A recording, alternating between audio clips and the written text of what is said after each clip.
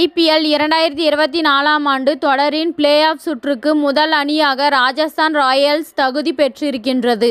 இதுவரை 9 போட்டிகளில் விளையாடி 8 போட்டிகளில் வெற்றி பெற்று 1 தோல்வி என 16 புள்ளிகளுடன் அந்த அணி முதல் இடத்தை பிடித்திருக்கின்றது.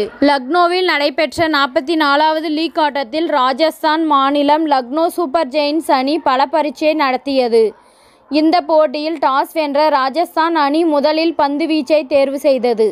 இதையடுத்து களமிறங்கிய லக்னோ அணியின் தொடக்க வீரர் குவிண்டன் டிகாக் 8 ரன்களில் வெளியேற CSK எதிராக சதம் அடித்த மார்க்கஸ் ஸ்டோயின்ஸ் டக் அவுட் ஆகி திரும்பினார். இதனை அடுத்து 3வது விக்கெட்டுக்கு KL ராகுல் மற்றும் தீபக் ஹூடா ஜோடி சேர்ந்து அபாரமாக விளையாடியது. கேப்டன் KL ராகுல் இன்று அதிரடியாக விளையாடி 48 பந்துகளில் 76 ரன்கள் சேர்த்தார். இதில் 8 பவுண்டரிகளும் 2 சிக்சர்களும் அடங்கும். தீபக் ஹூடா தன் பங்கிற்கு 31 பந்துகளில் அரை சதம் எடுத்து பெவிலியன் திரும்பினார்.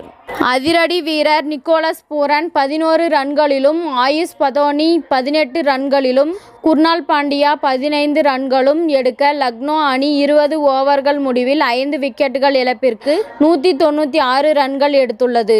இதன் அடுத்து 197 ரன்கள் எடுத்தால் வெற்றி என்ற இலக்குடன் ராஜஸ்தான் அணி களமிறங்கியது. வழக்கம் போல் ஜோஸ் பட்லர் அதிரடியாக விளையாடி 18 பந்துகளில் 34 ரன்கள் சேர்த்தார்.